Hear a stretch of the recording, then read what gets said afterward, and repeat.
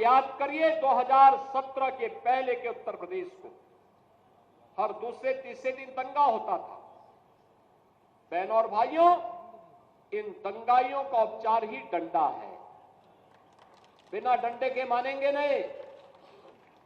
आप देख रहे होंगे बंगाल जल रहा है, वहां की मुख्यमंत्री चुप है, दंगाइयों को शांति दूत कहती है।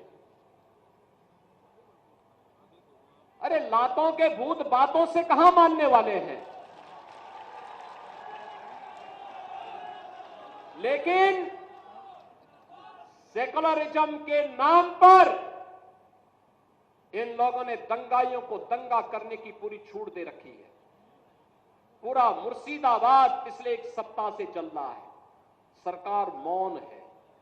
बहनों और भाइयों, इस प्रकार की अराजकता पे लगाम लगनी चाहिए और मैं धन्यवाद दूंगा इस बात के लिए वहां की माननीय न्यायालय को, जिन्होंने वहां पर केंद्रीय बलों की तैनाती करके वहां के अल्पसंख्यक हिंदुओं की सुरक्षा की व्यवस्था करने के लिए कदम उठाया है और आज केंद्रीय बल वहां पर तैनात है। आपने वहां की पीड़ा सुनी होगी।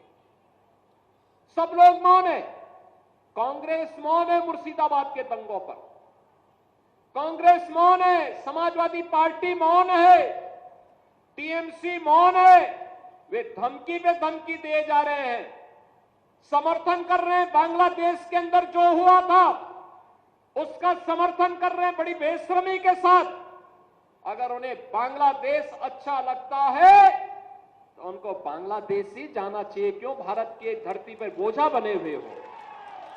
क्यों भारत की धरती पे बोझा बने हुए हो? हम आभारी हैं प्रधानमंत्री मोदी जी के और गृह मंत्री अमित शाह जी के, जिन्होंने वक्फ संशोधन अधिनियम को पारित करके गरीबों की जमीनों पर, सार्वजनिक जमीनों पर पड़ने वाली डकैती पर लगाम लगाने का काम इस अधिनियम, संशोधन अधिनियम के माध्यम से पारित किया है।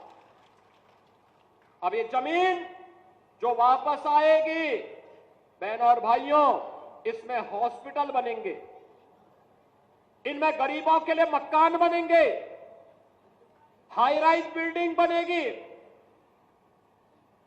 यहां पर स्कूल बनेंगे, विश्वविद्यालय बनेंगे, निवेश के लिए लैंड बैंक बनेगा। लेकिन किसी को जमीन पर कब्जा करके गुंडागिर्दी करने की छूट अब नहीं मिलेगी। इसलिए लोग परेशान हैं, क्योंकि जमीन के नाम पर जो लूट थी वह रुकने वाली है और उसलिए इन लोगों को परेशानी है। परेशानी इस बात को लेकर के कि अब गुर्गे खाली हो जाएंगे। तो पहले जो जनता को लूटते थे, इनको अब भय है कि इनके द्वारा पाले गए गुर्गे कहीं भस्मासुर हुए तो कहीं अब इन्हीं को न लूटने लग जाएं। इनके द्वारा अकूत संपत्ति जो अर्जित की गई है उसी पर डकैती न डालने लग जाए। इसलिए उस भय के कारण ये वक्फ के नाम पर जनता को बेवकूफ बनाने का काम कर रहे हैं, जनता की आंखों में धूल झोंकने का काम कर रहे हैं, गुमराह करने का काम कर रहे हैं। लेकिन गुमराह होने की आवश्यकता नहीं। हमें देश के संविधान पर, बाबा साहब भीमराव अंबेडकर के द्वारा बनाए गए संविधान पर विश्वास करना है, विकास की प्रक्रिया के साथ जुड़ना है,